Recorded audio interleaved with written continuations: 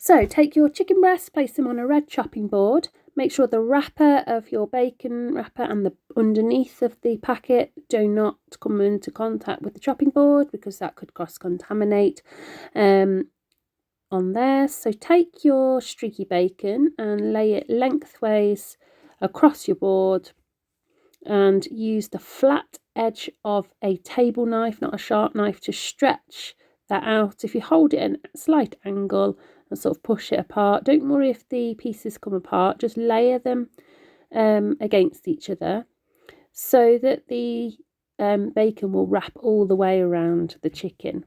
So take the fattest part of the chicken breast, place your hand flat on top of the chicken breast so that the knife doesn't cut. You're making a pocket to add some stuffing of your choice, so some sort of either traditional stuffing or some cheese, like melted cheese. In mine, I'm putting some Milano and some Borsan, which is a herby sort of garlicky cheese, which can go inside. What you do need to be mindful is if you are using the cheese and using the spoon that might touch the chicken breast and popping it back in the container of cheese, you are cross-contaminating to that container of cheese, so you mustn't use it again. So to save that from happening, you can put the cheese in a bowl first, so you don't waste any. Place these on a baking tray that's lined with foil. Make sure the baking tray has sides so that the fat doesn't leak over the edges.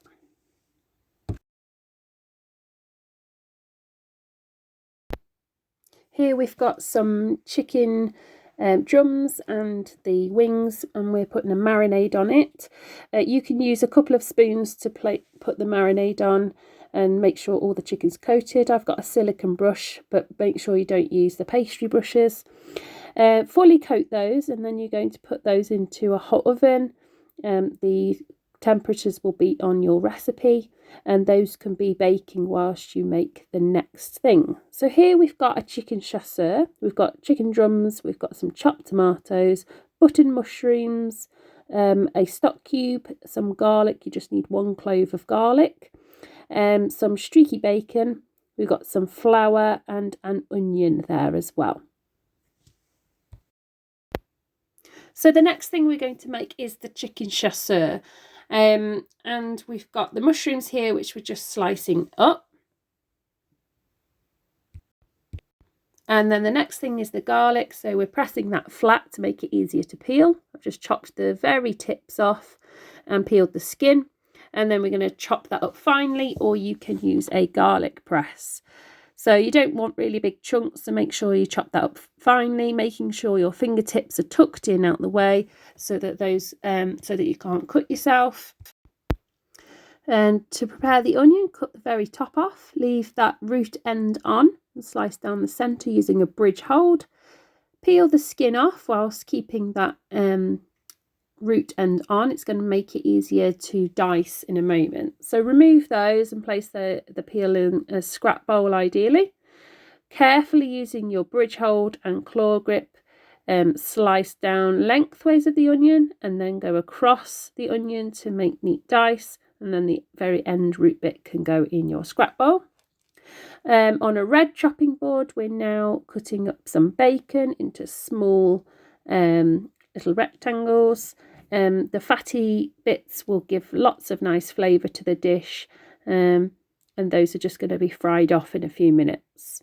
Make sure you wash your hands, add your tablespoon of flour to your chicken, and then coat that all over. So we're adding some oil to the pan now to start cooking our dish. There will also be some fat within the bacon, which will help to stop the chicken and other meat from sticking in the pan.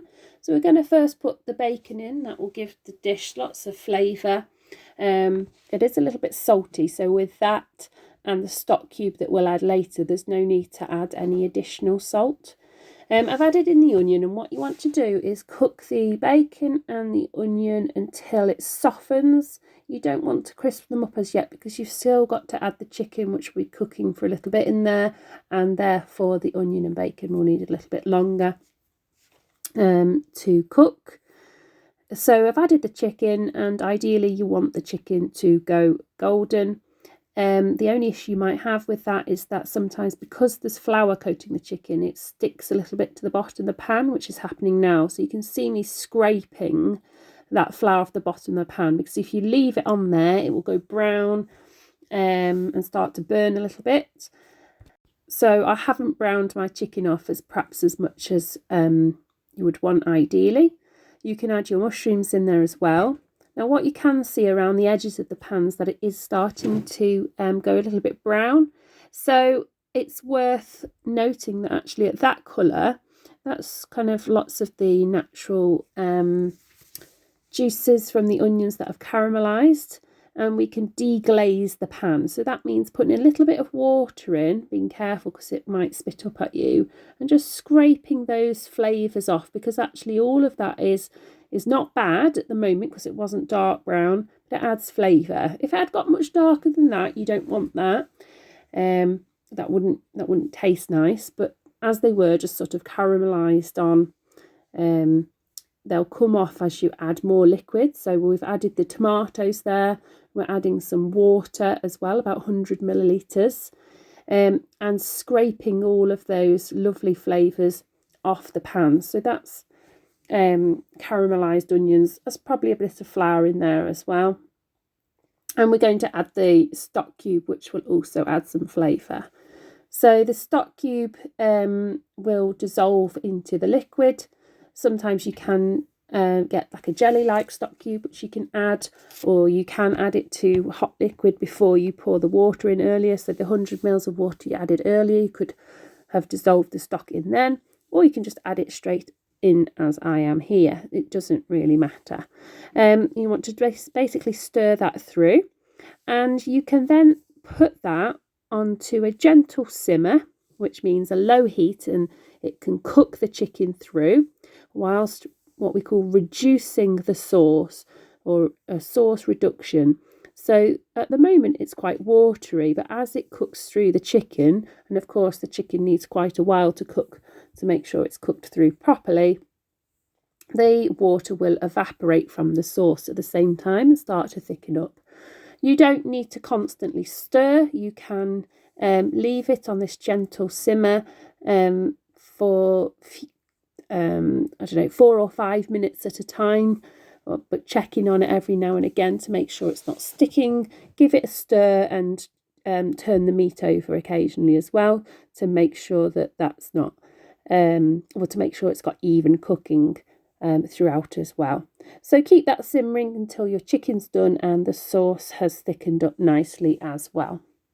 So you can see at the end the sauce is much thicker, a deeper colour, and looks much more flavoursome.